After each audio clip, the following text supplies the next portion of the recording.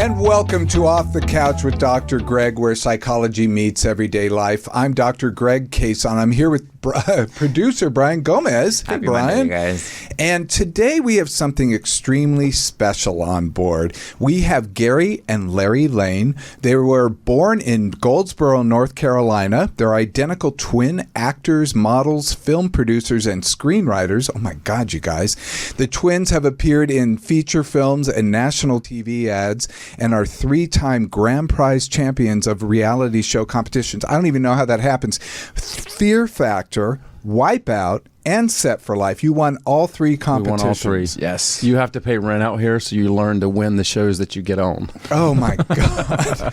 They're best known for a film they co-produced and appeared in called Hollywood to Dollywood, which is so wonderful. It's a feature-length documentary released in 2012. It's a 2011 movie, right, yes. on the circuit.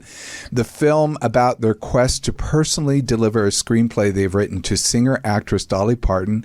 Played at 60 film festivals. Yes. 25 Best Documentary Awards. I yes. mean, and I think it was deserving of that.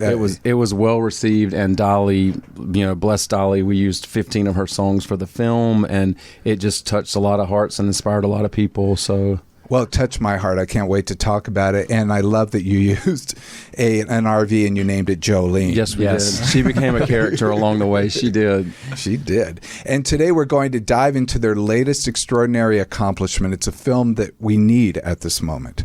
It's Still Working 9 to 5. That's what it's called. Still Working, 9 to 5, which is a documentary exploring the impact of the 1980 film 9 to 5 and its enduring relevance in the fight for workplace equality. But it's so much more, and it really meets the moment. So I'm excited to talk about that.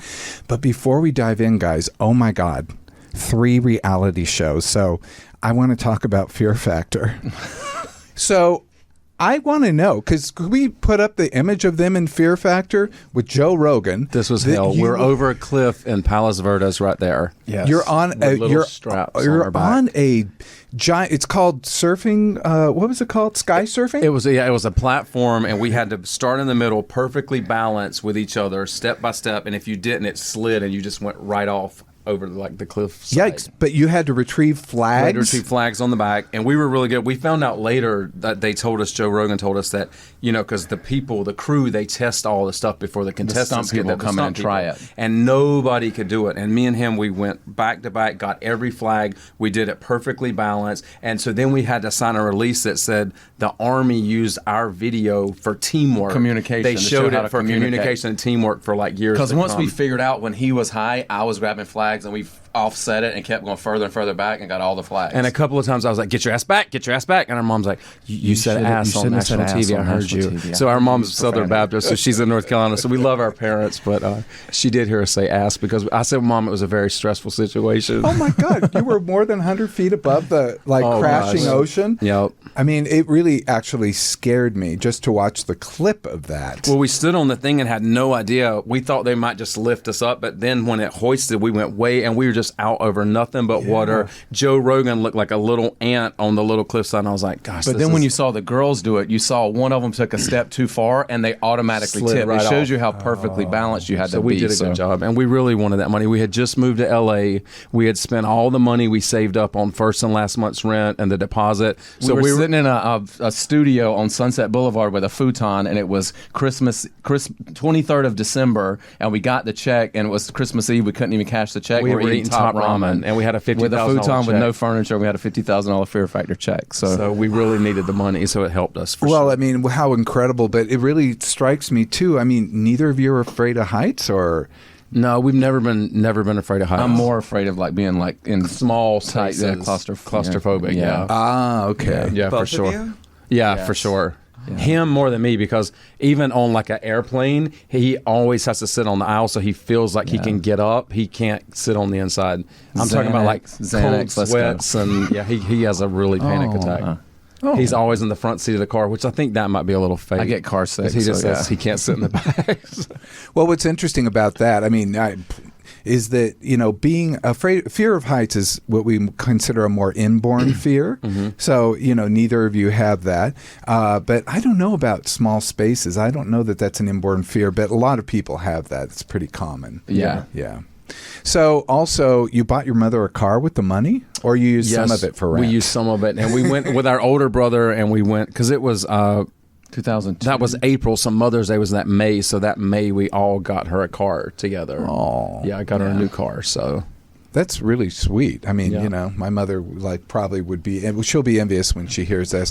Then you were on a show called Wipeout. Oh God, which looks like a lot of fun, but you watch it on your couch, and so when you see like they hit the padding things, that is a little like less than an inch thick of plastic, and it's hard underneath there. It's not a cushy thing. It's nothing's cushy about any of it. Can we put up the image of them in Yeah. Wipeout? Yeah. Oh, No, I think Oh, that's now, just okay. In that shot, I'm showing her. I hit something and rubbed all the skin off my arm. I got a big burn. So I'm showing Jill Wagner like right there where I got like a big burn. Oh, and something. That's me. Yeah, that was going, and that's mud that you're about to fall into. So you come up and you look like Shawshank Redemption, like you're climbing out of the sewer. You know, they fool you on that show because they play like little slapstick sounds, and they're like, it sounds very funny. They play like, you know. No. And they tell you right at the beginning, you're not going to get across it without wiping out. It's designed. They control every little lever. So every when you little jump, thing. they They're drop. like, you're not going to get across it without falling. So just go at it or whatever. But ours was the winter edition. So what you didn't see was they had like literally mounds of snowballs. So while we were jumping through the air, and even if we cleared the jump, you get hit in the head with a snowball. The crew, everybody's just throwing snowballs at you because we were winter. So Jill Wagner, she's from North Carolina, so she really liked us because it was the North Carolina Twins. So we're going through this one, and this snowball hits me in the eye, and it hits me so hard like I see stars. I can't see anything. I see when they hit him, so I kind of get over him, and they're just hitting me in the back with snowballs. So I have to wait for my eye to come back into focus, and then when I get over to Jill, they stop throwing them, and I was like, "Oh, you're gonna stop throwing them now!" I was so mad. I was like seeing fire. So thank God we won that, but that was a hell show to do. It was tough. I mean, it looked incredibly exciting. And then then you did a show called Set for Life, which I didn't know about, but you won a lot of money. Yeah, that was it was ABC had or NBC had Deal or No Deal, so this was ABC's kind of takeoff on that with Jimmy Kimmel, and it was called Set for Life. But they actually put me and him. He was like in the back, so he was kind of like the guardian angel, so he could either stop the game or let me keep playing, and whatever he stopped at, that's what we got. If I went even on, if we went on to get $1 million, or we'd if we stop. went on to get nothing and he stopped, so he could help or hurt us. But anyway, it was Jimmy Kimmel on this giant board, and it was just numbers, and there was a cylinder at every number that I had to pull out, and when there was a light on the bottom, if it was white, the money went up, and if it was a red light, the money cut in half. doubled if it was white. Yeah, so he just had me randomly pulling numbers, but they would backstage ask Larry, what number is he going to pick next? Wait, and he'd wait, say, set it up. There's like 30 random numbers, so I'd say 63.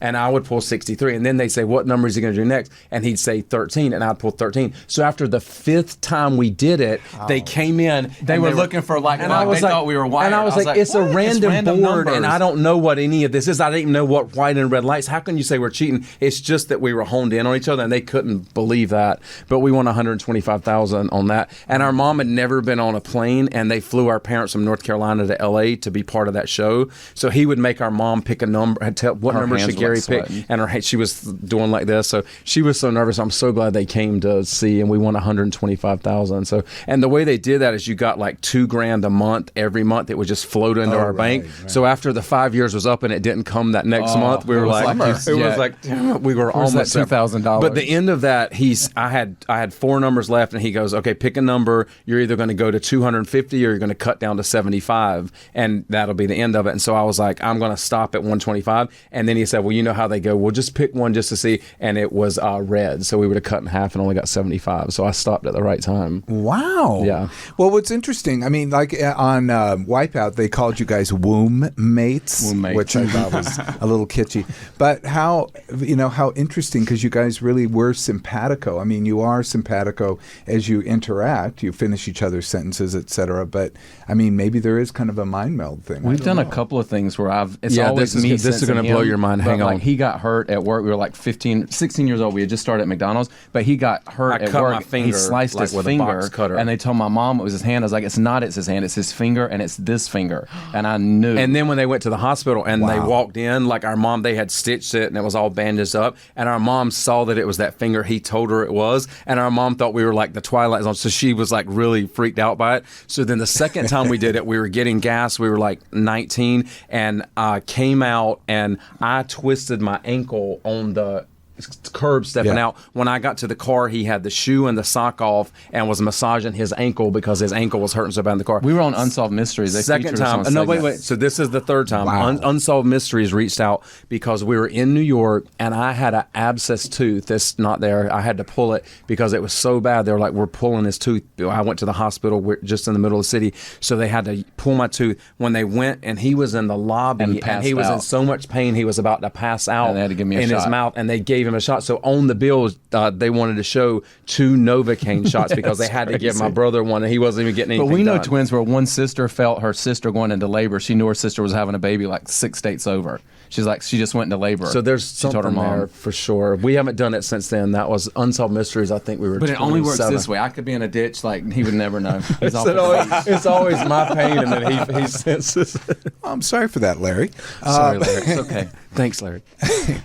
No, I mean, it's really quite amazing. But you also, I mean, it seems like you've done everything. You did a Super Bowl commercial. We did a Super Bowl. We wrote and produced one. Leslie Jordan was a really good friend of ours, so we came up with this really funny idea, and we pitched it to Leslie, and he goes, "I think it'll be funny," and so we did the whole thing, and it was a great commercial. Like we got a lot of votes. We got in the top 25, but then Leslie's like, "Middle America ain't ready for me," or something like that. But we did really good, Yeah, and it was great. still a great commercial. It was a great commercial. Yeah. And Paul He was- Vogt is in it. Oh yeah, Yeah. Who I love. We wrote and directed the whole thing with that. That And was you a lot were of in fun. it. Yeah, we were in it. Had a cameo in it. I He thought goes, it "Oh, was, twins, maybe I will stay." He was going to leave. which I think is what he said when he first saw you, didn't he? He was like, Oh God! This is so crazy. Okay, so there was a place called Bossa Nova. It's near the Abbey. Oh, So it was Bossa absolutely Nova. no Bossa So we went into Bossa Nova, and Leslie was in there, and he was with a group of friends. You know how small it is. in Yeah, there. yeah. So I was like, okay. So we sat down. We got our. We had just food. seen the- Yeah, we had just seen Sordid Lives. We had seen Will and Grace, and he was the first like famous person we saw after moving here. It was like 2 weeks after we moved here, and so we let him finish eating, and we came up and we said, Leslie, we just wanted to tell you we're big fans, and we just wanted to meet you. And he goes, now grabbed our hands. He grabbed our hands, like both our hands, and he went, and everybody was real quiet. And he goes, now wait a minute. He goes, you're twins and you're both gay? And we said yes. He said, oh, God is good. God Yes, is he good. And he Yes, was he shaking our heads. is. So the whole restaurant was like laughing. So that was our initial meeting, Leslie, and then we were friends for 20 years after that.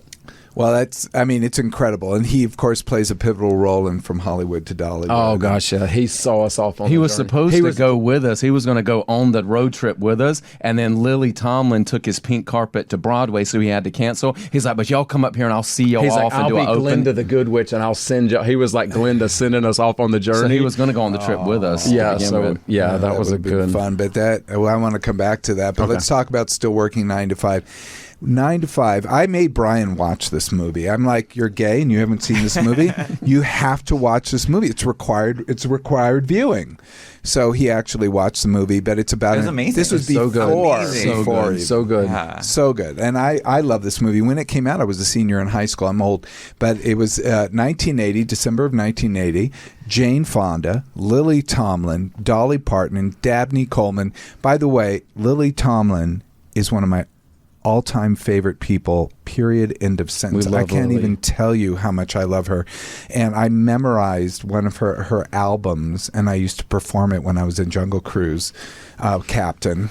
Once you left the dock and, no one heard what you were saying. She's so talented. It was so hard to interview her because you're just laughing the whole time. Yeah, we laughed she's the whole She's time. constantly making you laugh. So we had such an interview with her. She's brilliant. But that is an amazing cast, absolutely amazing. Also, a TV show had Rita Moreno, Academy Award winner, Allison Janney, Was in the also, musical. and she's in the musical. I mean, it was an amazing achievement. But the movie was $100 million box office. It was the second highest grossing film at the time, behind Empire Strikes Back. Produced by Bruce Gilbert, which I did not know. Also did China Syndrome and Coming Home, two amazing. Yeah, him and Jane had a partnership where he would produce and she would star in the projects. They did eight films together, I believe. I mean, amazing films. Writer director Colin Higgins of Harold and Maude, one of the greatest comedies ever written. So it really made me go, oh, of course this was the movie it was. It wasn't just some trashy luck. It was an amazing accomplishment. But it was inspired by an organization called 9 to 5, which was an association of working women, which I thought was pretty amazing. So what caused you to want to look into this movie? Well, first of all, we remember the movie just in general because anything with Dolly, because our mom and dad, they loved Kenny and Dolly. We were from the South. They just loved everything about Dolly. Yeah. So she was always around us growing up. So the thing that got us on the initial idea of wanting to make it in 2017, Dolly, Lily, and Jane got together for like a little Emmy reunion. They went out on stage together. They hadn't been together in all those years. Wow. So that was when I kind of said, okay, and they were talking about the sequel at that time. So I was like, okay, it's been a movie, a song, a musical, a TV show. Now it's going to be a sequel. So I wanted to kind of document everything 9 to 5 had been, and I told him, and that was the initial idea. But then I reached out to a really good friend, Camille Hardman, and I was like, I got to talk to Camille about this because I knew there was a lot going on with women's rights, and I knew the movie was made because of women's rights. So we kind of say, Camille really deep dive, and she found the organization, Karen Nussbaum, the Women at 9 to 5 organization. Yeah. So we kind of say when the fandom of 9 to 5 met the feminism with Camille, that turned into the film that we did initially make. Can we put up the visual of the 9 to 5 pictures? Well, that's the visual of the movie. So kids, when you use a silhouette, everyone knows that's Dolly, Lily, and Jane, but when you do a silhouette, you do not have to pay for it. So that's what we learned. Smart. Yeah. Smart. Yeah, and of course you also had the two of the original people in the photos there as well. So if you could put up all the photos from 9 to 5. But yeah, no, it was pretty amazing. I was kind of blown away because I thought I started the movie thinking it was one thing. Mm-hmm. It was about this, this movie. The making of, which I thought interesting. And then all of a sudden, it's really about this working women's issue, which was personally touched me because my mother was a minimum wage secretary my whole life, single mother. So, I mean, I felt like, I'm watching a documentary and these are the people behind, people like my mother. And so it really kind of impressed me. But then the movie became so much more because it kind of blossoms, the movie, and it becomes more and more powerful about the women's accomplishments. And then it ends with Kamala Harris's acceptance speech for vice president. Mm-hmm. And it's so inspirational and so powerful. And then we had the election we just did. So it's like, oh, wow, like 3 steps forward. Yeah, it's a line like Zoe Nicholson in the film. She's an advocate that's in the film. She says we advance and then we go back, and then we advance and then we go back. So that's kind of where we are. The film is still relevant. Someone said, "What are you going to do if Kamala gets in, and then are you going to re-edit?" And I was like, "No, we're not going to re-edit because that's the point we were." But as you see, America's still not ready for a female president. There's still so many glass ceilings that need to be broken. So the film is still relevant. And Dolly, Lily, and Jane, they're very proud of the film. They've shared the trailer. So we're just trying to get it out there and get the message. But it's really about, when we just lost Lily Ledbetter, and she's a fair pay advocate that went against Goodyear. She found out after 20 years she was making less than half of what the men were making doing the same job. So it's really about those women that have fought 50 and 60 years for their rights and for equal pay and for equal justice, and they still haven't got it in their lifetime. In fact, we have a photo of her. Jamie, can you put up there's a photo with the two, with the twins, with Lily and Zoe, but they're older women, white hair. Anyway, yeah, it's right under the 9 to 5. Yeah, that's Zoe on the left, and then Lily is between me and Larry right there, Lily Ledbetter. Yeah, in fact, her case went to the Supreme Court. And they shot her down and lost. She's got a new movie coming out where Patricia Clarkson plays. It's called Lily. She plays her story of her life, Lily Ledbetter. And unfortunately, they're still trying to get distribution for it because we've kind of found out if you have issues with women's rights and it's harder to get them out there in Hollywood. So we've kind of been dealing with that. Unbelievable. Yep. Because, Patricia Clarkson is another amazing actress. Mm-hmm. So, wow. So what was it like? You guys worked with all 3 women, Jane, Lily, and Dolly. We had to do interviews. Dolly was the first one because what we did is we knew we were going to do it. Steve Summers is Dolly's creative manager, so we took him to lunch and we were like, we want to pitch this idea to you and see what you think. And he's like, I really think it's a good idea. He goes, I'll talk to her about it. And so he did talk to her about it and told her what we were trying to do.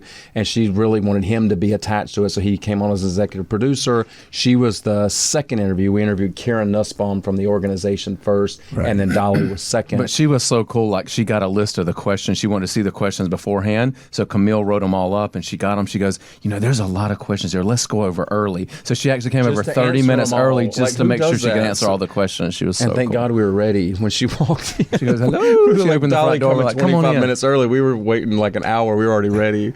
But yeah, she was. And then we did, there's something in the film where if you use footage from the original 9 to 5, you can either pay 20th Century Fox a lot of money for it, or they have something called fair use. So if new Dolly, current Dolly, is talking about something Doralee did in the film and sets it up, it's considered fair use and you don't have to pay for it. So we had like so much fair use in the film. So we called Steve Summers. I was like, Steve, if we gave a list of things, do you think Dolly would just read them out on the microphone and say them? Because then we can use it as fair use. And she just read them all off. Who does that? She's amazing. I mean, I have always loved Dolly. Who hasn't? Yes. But it's like, oh my God, she's just everything you expect her to be and more. Like, she's even more wonderful. I'll say the other thing too is everybody's redone all of her songs, but the one song that nobody's ever touched is 9 to 5. Because what it stood for, she never let anybody redo it. She never gave the rights up. So with this one, Shane McAnally, who's an incredible friend of ours, he said, can I work with 9 to 5 and do something with it? So she gave her blessing,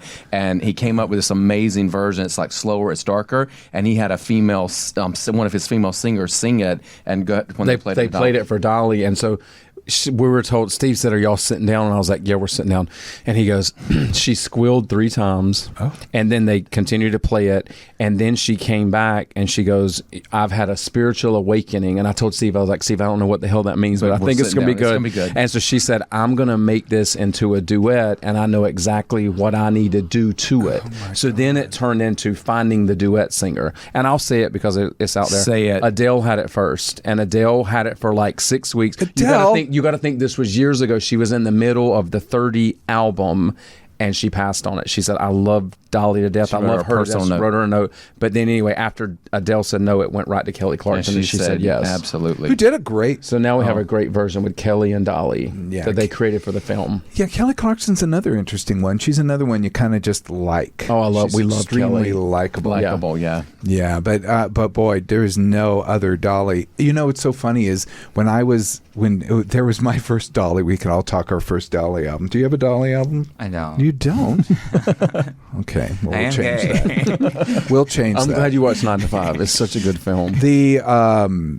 My first Dolly album was Here You Come Again. Okay. Which I thought was the most amazing song. It was 1977, which I, thought was some kind of weird achievement in 8th grade. And then I just loved it. Then I moved to New York when I was 19, and I was lonely and poor, and I didn't know what to do. And there was a Woolworths across the street, and I went across the street and bought a Dolly album, and I bought Great Balls of Fire, which maybe not her best achievement. And then I got another album along the way too, but it was just helped me get through some tough times. She's got it's funny, her 50th album drops November 15th, which is kind of crazy. It's all about her family. It's called Parton DNA, and she sings with all her sisters, singing and brothers siblings and everybody. Oh wow! Yeah, so that's her 50th. So that's a long career. And then she's got so much going on. We were happy she stopped in on still working 9 to 5 for a little bit and did these amazing things for us. Yeah, I mean, my impression was she played a very integral part in the movie. Mm-hmm. The things she said were very helpful. Absolutely. And then after Dolly, then we got Lily's interview, and then we got Rita Moreno, Allison Janney, and then Jane was the last one we had to travel. We had to go to D.C. to get Jane because she was doing the Fire Drill Fridays. But our last interview, which I'm so glad we got Dabney because we've lost him now. Yeah. But we got Dabney. Our interview was February. Who's the boss? He was the boss. He was Mr. Hart. His interview was February 22nd, 2020, and we all know what happened a week later. COVID shut the world down. We got the last interview with Dabney, and we got to edit for 15 months straight during COVID. We had got all the rest of them. Yeah, so that really helped us. That's what the movie's tight. Yeah. So did you guys do the editing too? No. Lisa Benora and Orit Rees were our two editors. Amazing. We had 90 7 hours of footage, and they cut it into a 87-minute movie. Oh, because the movie is is tight. Oh yeah, it's tight. It's tight. It's a really fast. I told Camille the 50 year. This December 19th of this year is the 45 years. So we're not far from the 50. So we may create like a docu-series, like On the song webisode. and Broadway. We've We got could do so episodes much that on got all of it. cut that we could probably do something else with. Wow. For the 50 Like year. one night on Broadway, the guy that plays the boss, Mr. Hart, they dropped him into the pit, and the thing wasn't there, the padding, and Allison saw it, and it stopped the hope. So he literally hit the floor, and my it went God. 10 feet in the She cement. tells that so story. It's Alice telling that chilling. story, she breaks down crying. There's so much stuff we got with Lily and Jane that's not in there, but so I mean, I hope it will see the light of day again. We've got so much. So Well, I mean, these are all superpower women in the field. I mean, I just can't even think. The Lily, Dolly, Jane, of course, unbelievable in all their own rights. Comedy, I mean, the queen of comedy, Lily Tomlin, and she turned down the film and then tried to get out of the film. and I didn't know all of that. Oh, history. my Yeah. God. So as she's saying that, I'm like, holy shit, this is amazing. I didn't know this. So I She was saw thinking- her dailies. Like, the So way she me was as a acting. fan, I'm like, oh my God, this is great. There are people, I knew people were going to love that, but like you said, as the film went on, you're like, oh, this is turning into something else, because we kind of say we hid the medicine and the candy, because we bring everybody in with, oh, it's a cast reunion and there's a new 9 to 5 song and it's all the behind the scenes, but then we kind of show you, hey, there's still a lot of shit in the message. film, because the film. Jane and Bruce, they're like, okay, we've got to make a funny film so people in middle America don't realize that we're trying to say equal pay, equal job advancement, sexual harassment, universal child care are all working women's issues, because middle America wasn't ready to see that. They wanted to see the boss going up in the air, tied up in the house, but then they sprinkled the issues in there. So we did the same. We took a page out of the documentary, out of the film playbook. We wanted to bring you in with the 9 to 5 nostalgia, and then really show you there's a lot that still needs to happen. A lot that still needs to happen. Back then, six out of 100 women made it out of the typing pool into management. That has increased, but women were sexually harassed in every environment, and that still happens, even though we've had the Me Too movement, which you guys really featured is quite a bit. And Harvey Weinstein actually played a kind of a key moment in the movie. Our archivist, what she would do, she would just send folders over with just things that dealt with Me Too, things that dealt with the Equal Rights Amendment. So when we saw the Harvey Weinstein, we're like, holy shit, because he's standing on the 9 to 5 musical stage, the red carpet, saying that shit. And then we talked to Bob Greenblatt, who was one of the big producers of that film, and Bob was like, yeah, he was actually a executive producer on the film. We didn't know he had a title on the film, and then it became an even more of a powerful because he moment. actually says his staff hates him, and I'm sure that much of the play or much of the people watching it are from his. Staff. He goes, I know they want to kill me. That was 2009, way before it broke. We watch it in the. We've gone We've to seen a it lot of the things, and they go, there's like gas and booze. There's so many different reactions to him on that carpet. I mean, but I think it's a stunning moment. Now we've given it away, but there's more. There's more. There's much more. I also love that they talked about the real inequities in pay. They went down the racial women inequities, which is Asian women make 90 cents on the dollar, white women make 79 cents on the dollar, black women 61 cents on the dollar, and Latino women 54 cents on the dollar. I mean, unbelievable, like disparity, but also racially divided up. Yeah, and we talked to like a couple of the ladies. It was called Ladies Get Paid Nashville. We wanted to talk to people that were in the workforce, like presently, because Camille was really adamant. She's like, we've got Dolly, Lily, and Jane, we've got the star power, but we've got to have real women that are still dealing with the issues 40 years later. And so relevant. But then, like you said, when you're editing a film and you've got everything in the kitchen sink, you've got to start cutting it. And so I think the way our editors, and I give them props, I think it's very streamlined. It keeps you interested. It gets you build up. And by the end of it, you're like, what can I do? Well, Bruce said it's very hard to take a film 40 years and keep your audience, but we literally took it from the film all the way to the future. So he said the way y'all did it, because we wanted to follow the 9 to 5 timeline, because it's been so many different things. And so then in 82, say when the TV series started 9 to 5 on Fox, I wanted to find something that happened in 1982 with the working women's movement, and that was Zoe fasting for equal rights. And then in 2009, when the musical started, I wanted Lily Ledbetter, because that was when the Fair Pay Act was signed into law. So we tried to mirror things that follow the timelines. Well, it was unbelievable that, because as a viewer, I was just captivated the entire time. So you guys did an amazing job. And we thank Apple TV and Amazon Prime and Google Play for partnering with us to let us get it out to like a wider audience. 6-year journey. Because we've been trying. We filmed at the film festival 2022. We did South by Southwest was the first film festival since COVID. Yeah. So that was when we opened. So we've been on the film festival circuit trying to find a wide release for almost 2 years now. So we're actually very happy. We're still working 9 to 5. Yeah. Wow.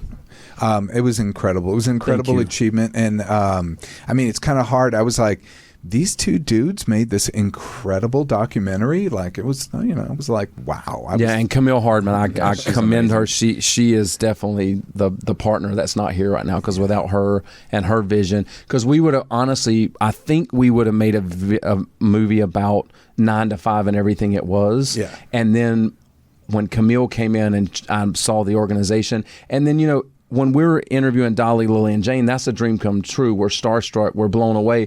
But then when you get someone in front of you like Lily Ledbetter and Zoe Nicholson, and you start hearing women that for 50, 60 years, they've spent their lives fighting for equality and equal rights, it turns a switch in your head, and it makes you want to be an ally. I mean, we're LGBTQ rights. We have to fight for our rights. So when you see women and other groups that are doing that as well, we're all kind of in the same boat together, and God help us all in January. I couldn't agree more. I was telling Brian, I felt like, things were a gut punch, and, I just had to, toughen up and sort of move forward. We all will, but it was a very scary moment in time. Yeah. That's why I thought your movie actually was more important than ever. But I want to talk about the other movie that actually was, wow, it had a lot of heart. Hollywood to Dollywood. Yes. And you were surprised I got a hold of it. I'll tell you how I got a hold of it. Okay. I ordered it from Goodwill in Orange County. There was a copy. I got that's good. I'm glad you got it. It's still out there. That was now, 12 years ago. Yeah, because we released it in 2012, and we had the musical rights till 2016. So it hasn't been circulating or selling anywhere since 2016. And that's unfortunate, because I thought the movie was powerful and had a powerful message. That was my takeaway. I'm like, wait a minute, why isn't this on streaming? It's so good and actually has an important message. I ended up in tears at a couple points in the film, and I was especially inspired. So let's just talk about this. It's basically you've written a script. Mm-hmm. A big old script that you're taking on. Do you want to drive from Hollywood, where you guys are living, all the way out to Dollywood and Pigeon Forge, Tennessee. Pigeon Forge? Yeah, Pigeon Forge, Tennessee, where Dollywood is, and you're going to take it to Dolly herself, who's going to be there, and present it to her, and you're like, okay, we'll see where this goes. But this movie just expanded into so much more as well. When we first started, we literally within one day of being out of LA, the floods of Nashville started. I mean, so we literally are on our way, and Opryland said, you can't film here, we're underwater. I was going to film with Emmylou Harris and Opryland, talking all about Trio. I had all that planned. God. All went out the window because it was flooded. And the other thing was, they let us know, they said, well, we're going to let you know, if you come to the park, Dolly is on park, but there's no guarantee you'll get to talk to her, because Hallmark's going to be here. They let us know there were 5 things filming on the park that weekend, so we knew we might not get to talk to her. So that was another. But I'll set it up, because when we were little, because we're in North Carolina, so we'd always get to go on a trip. So it would always kind of be like, do you want to go to Disneyland or you want to go to Dollywood? So we've been to Dollywood 10 times, never been to Disneyland. So they really should have known. But we always knew that if we'd go on the opening weekend, Dolly was always there, and we would run her around the park, and when she'd go in her little car, and so we would just run her all. Our parents knew they wouldn't see us all day, because we'd be chasing Dolly around the park wherever she was going to be, because we were just big fans of hers. And I think a lot of it is because growing up Southern Baptist, and when we'd go to church and we'd hear you're going to burn in hell, damnation, da da da. But then we would see Dolly on a show, and like Oprah or Donahue, whoever it was, they'd say, well, why do you embrace your gay fans? You always love your gay fans. And Dolly's like, I love everybody. I don't judge anybody. Nobody should judge. God should judge. And so Dolly, we always felt like an acceptance from her. So I think that started the kindred, like why we loved her so much. So that was the thing, is we wanted to go from Hollywood to Dollywood, and we wanted to get there. We left out a week before opening weekend because we knew she'd be there. We could try to hand her the script because we'd been there every other time she opened the park, and that's when she's there. So that's why we planned all that out, not knowing the floods and all those things were going to happen. We went to her trinkets and treasure store in Nashville, Underwater, and the whole flooded. basement was flooded. Yeah, it was crazy stuff. And you were that happened. getting passes there, right? Like you couldn't go to the park unless you went to the store. Or, I don't know. Well, he was giving us the passes. That was the whole thing with that guy. Okay. He was real country. His name was Buddy. And he kept switching. I was like, that's the same guy. That's why he put Buddy and Buddy So too. there weren't two buddies? No, there weren't two buddies. It was one buddy, and he was pretending to be two buddies. It was crazy. Our editors were having fun with that. But then we got to park, and so we were at like this little lunch spot, and there was a liaison with us. Her name was Teresa, and her phone rang. She's like, oh yeah, great guys. And so then that was when we were being vetted. And then when she got off the phone, she goes, well, I've got some good news. Dolly wants to meet y'all, so y'all are going to meet her after lunch. So then the whole thing turned in. But it was that one call where they asked Teresa, if she just are said they good? assholes, nope, complete assholes. They She was wouldn't like, have done it. LA assholes, hate them, they're rude. That would have been the end of us. So that was the call from, is Dolly going to meet him or not? Wow. Yeah. So we're like, thanks, Teresa. Her name was Teresa Carson. We love her. She was So then we're told we're going to go to this point, and Dolly, because she always comes around in this car, and this guy drives her, and she drives all through the park. It's like a parade. So she's like, she's going to actually pull up before she starts the parade drive. So we were kind of back behind the scenes, behind the fences, where Dolly could come up and do a whole thing with us before she went into the park with all the people, like a parade. But Steve Summers, he's like her creative manager. He goes, no, just be prepared. She might just wave. This is when we met Steve years ago doing Hollywood. So he said she might just wave. She might not stop. So just be ready if you got to go really quick, and say what you want to say to her. So then she pulled up and stopped the carriage and let us walk up, and we started talking to her,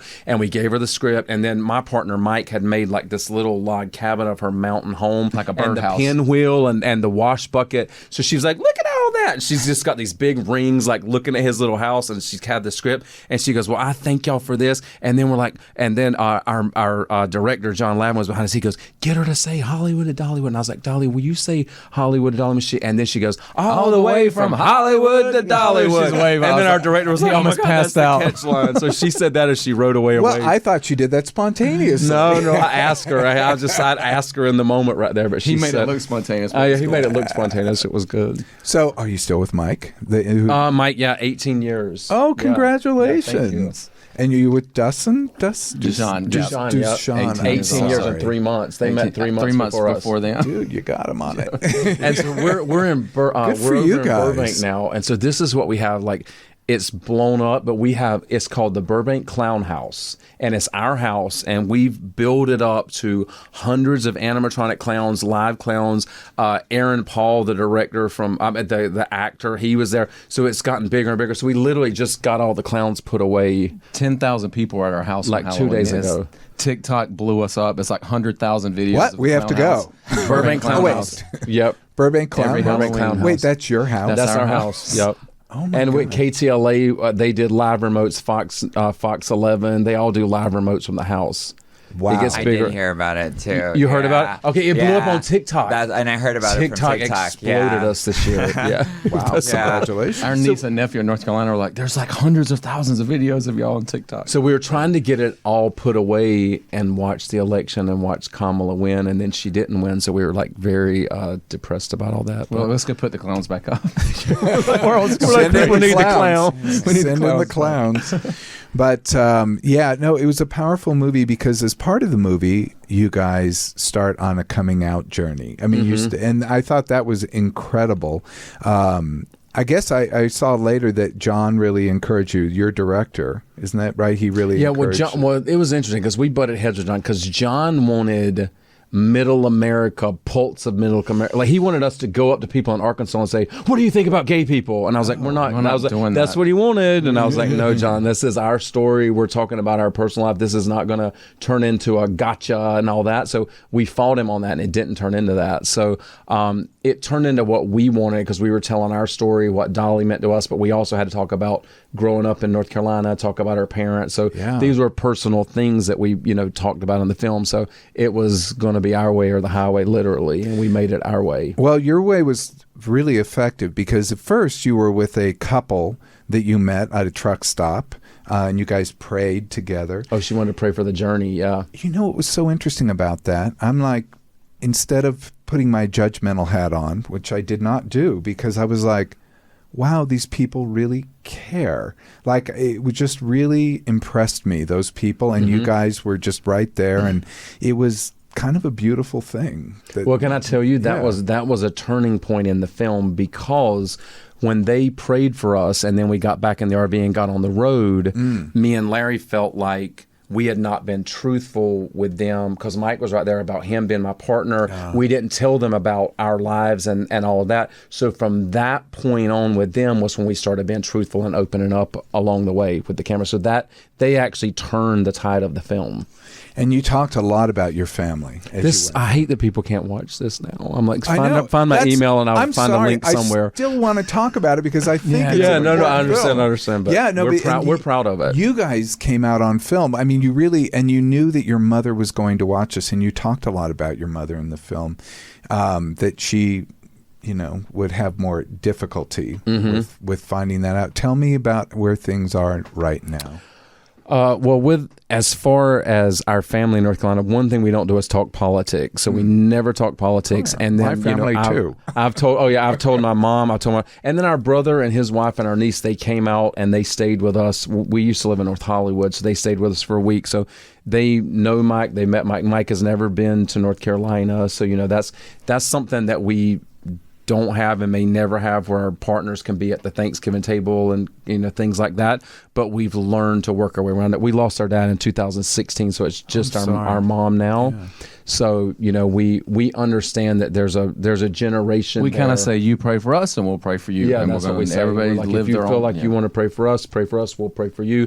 And we're living our lives. We've got partners. Everything about it. But if you don't want to kind of let it in, then we don't force it on her. Because a lot of people would say, "Oh, you should just tell her I'm not talking to you anymore. If you can't accept Mike, then I'll have nothing to do with you," and play tough love. But we just can't. We don't do that. Good. So because I think. We have to. What would also impress me is you accepted the limitations. You really understood. This is where she comes from. This is what. This is how she sees the world, and this is her. Well, Leslie was always from the South, so he would always say they're just seen with the light they were given. So you gotta, beautiful way to put it. Yeah, that's a beautiful way. Yeah, and there's also another point in the film when your dad writes a letter to Mike on Facebook. Wasn't that the film? Yeah. I might have said that in a Q&A because he afterward, because our dad had a. I watched too much. Our dad had a stroke. And so. One of the girls, 2011. So one of the girls, Karen Lott, she was a physical therapist. She was his therapist, and she graduated with us. Yeah, she graduated with us. She was in our graduating class, so she would work with him. And so then she reached out to me on Facebook, and she goes, "Now, okay, your dad has told me he really wants to watch the film." And our mom, this was the situation. So our mom, one of her sisters, had gone with our uncle and our cousin up to Durham, North Carolina. There was a film festival, and they showed up. But Aunt Marlene wouldn't go in and watch the film because she felt like she'd be betraying Ma. So Uncle Bo and Scott watched it, and they were so emotional. They hugged. They saw 200 people in that theater hug us after the film, and then they waited in the back of the line and they watched that. And so then our mom, she may have seen it, but she's never told us she's seen it. But Karen's like, "Your dad wants to watch it." And I said, "Karen, I'm just letting you know, if our mom is going away somewhere and she's not going to walk in the middle of y'all watching that movie, then let him watch it. But don't do it when she's going to come back from the store and y'all are in the middle of it." So she waited, and then our mom went off somewhere to Raleigh with another sister, and they watched it. And so then Dad didn't write me.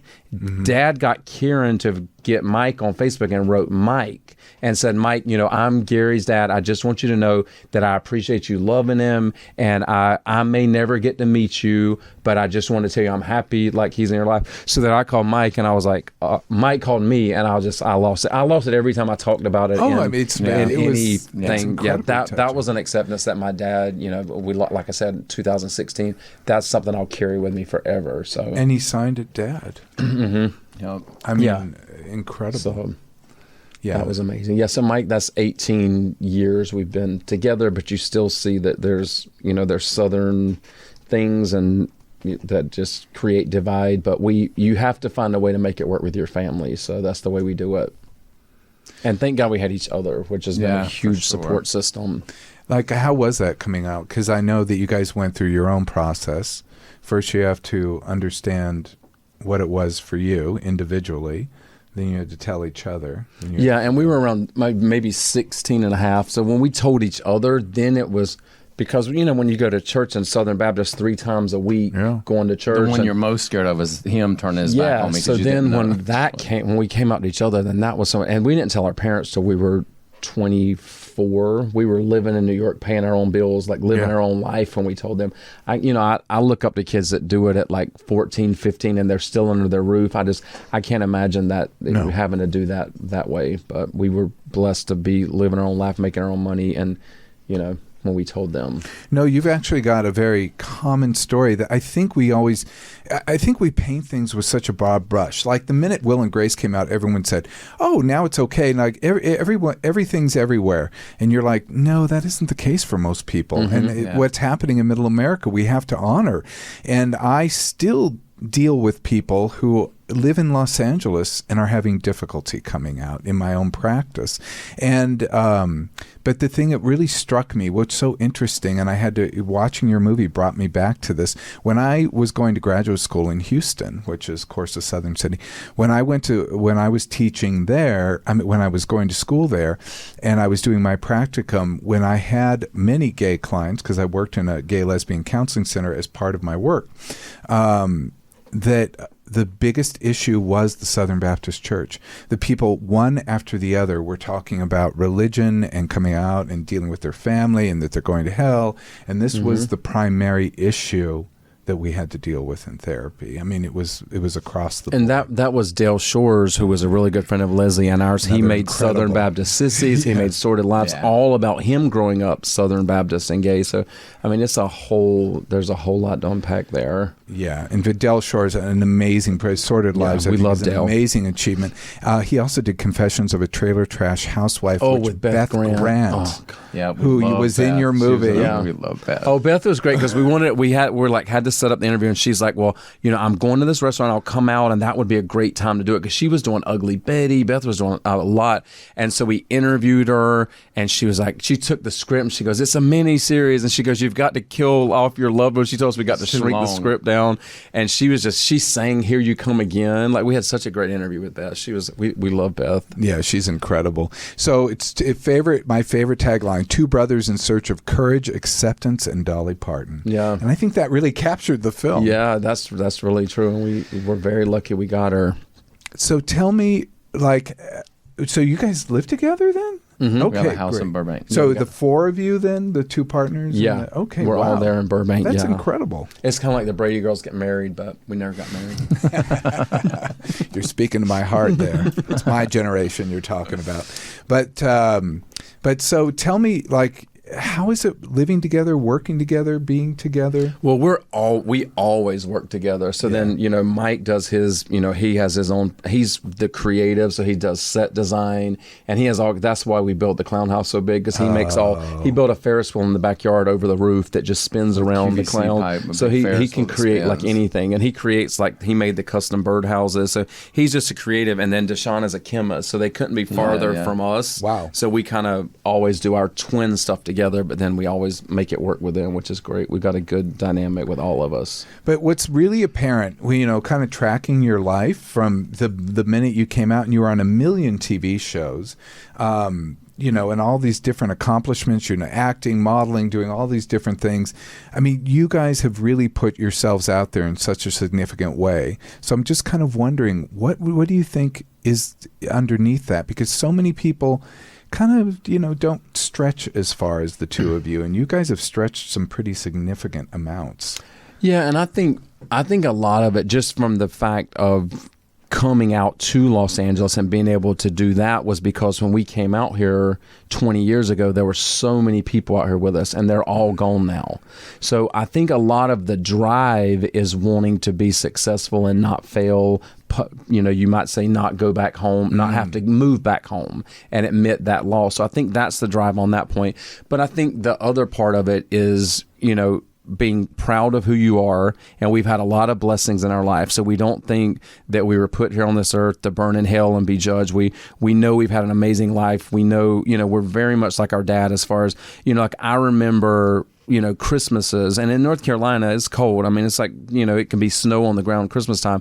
So I remember we would go downtown to where a lot of the homeless encampments were, and I remember like fire barrels, and they'd be around the fire, and I remember our dad would hand them $20 bills, and he'd say, I had a really good year, and I remember doing things like that with our dad. So it's all about finding ways to give back when you can. Like I remember, so this is one I did. I worked at a video store, and it was called A1 Video. It was a horrible little store, but anyway, I worked there, and so there was this couple, and they would come in every week, and they would ask me if I would hold on the new videos coming out like that Tuesday or whatever. And so then they didn't come in for a while, and I was like, I wonder what happened to them. So then I was working with this girl named Bonnie. I called them, and I was like, I just wanted to find out y'all hadn't been coming in and make sure everything, because I had their number to dial them, and they were customers, so I knew them. So I called them, and so then come to find out, like he had lost his job. They had hit like these hard times. They had to sell a lot of their stuff, and then she told me, like I was talking to Bonnie, and we were listening. She goes, I had to sell the VCR, so we haven't been able to really rent movies anymore. And so literally when me and Bonnie, we closed the store at 9:00, went to Walmart at 9:30, and I had their address, and I only knew them from the store. Literally we went over there, and I had rented them the 3 new movies that came out that day and gave them a VCR. And so that was like, I felt like got our dad's heart. I felt like my dad was with me there. We got our dad's heart, and I think we're always. Steve always says you're tenacious, but you're always gracious. Always gracious. So that goes a long way when you're trying to. That's beautiful. Yeah. I'm sorry, that was very moving. So just things like that. I always feel like you always feel like our dad is with us, and then we love our mom to death. Our mom prays for us every night. She is the most amazing mom ever. So we just have one little thing that we can't get past with our mom, but that's okay because she's still an amazing mom. Yeah, we do have to accept our parents for the people they are. Yep, and that's exactly right. That's to be able to have that relationship with them. So, I mean, it's really wonderful to hear the relationships you do have. My God, there's so much we could talk about. If your younger selves could give advice, if your older selves could give advice to your younger selves, what do you think it would be now that now that you guys are in a completely different place? I know one. Remember we went in the Lions? Okay, so we went in the Lions group. It was a male modeling agency in New York, and we went when we were 23. And Lisa and Debbie Gans, they have a thing called Twins Talent. They cast twins and everything. They were the ones that actually cast us on Fear Factor. So they brought us up there, and they're like, I think y'all need to stay up here a couple of weeks and go into some agencies because I think y'all can really get going. So we went in this. I think his name was David Lyons. I don't give a shit. He's probably not here anymore. But it was called the Lions Group. We went in there, and we had like these real strong Southern accents, and he told us, he goes, you don't have the look, you don't have the personality, and you certainly don't have the voice. So if I was you, I would go back to North Carolina as fast as you can. Oh my And so God. I remember walking out of there and walking down the streets in New York, going back to Lisa and Debbie, crushed. So I would just say to myself, do not listen to that asshole. Don't even walk in that door, because he took our self-esteem down so much for so many years. So that was one I would just jump to. Do you have one, Larry? Or he always travel more. Travel more. Travel more. Travel more. I can sign on. Buy for more that one. Bitcoin. Buy Bitcoin. Oh yeah, well, we all missed that window. But it's so funny because I used to live in New York. I knew women, who were big models who had accents. So I don't know what the fuck he was. Oh yeah, sorry. he just. I don't know if he was having a bad day, but he just wanted to tear us down that day. That seems evil to me. Yeah, I mean, he honestly, was pretty cruel. dark, that guy. You guys, what's up? What's up next? I can't even. Don't you hate that question? Because I think the Still Working 9 to 5 is such an amazing achievement. I was like, wow, it was like exponential from Hollywood to Dollywood. Oh yeah, production value. Yeah. I mean, we had, we did self-fund it. Don't do that, kids. If you're listening to me, don't self-fund. But we did have organizations that came in to help us with there was so much going on with archival and the graphics and all that. So we were very blessed to make the film that we made. Another good thing about it, because 9 to 5, it's all about that timeline, and it always seems to have iterations. So now Jennifer Aniston is producing Diablo. Cody has already written the script. They're going to do, it's not a 9 to 5 sequel, it's a 9 to 5 remake, and she's going to focus on current issues like gig economy, the things that working women deal with today. And she's going to do a whole new cast. It's been rumored Dolly, Lily, and Jane are going to be involved. So what I will be doing is I will be watching that remake as it unfolds, and then I will be telling people, go watch the documentary before you watch the remake and find out why there was a film to even have a remake for. So I will constantly be sowing the documentary out there for years to come. Well, I think that's really important. It seems like a very important piece.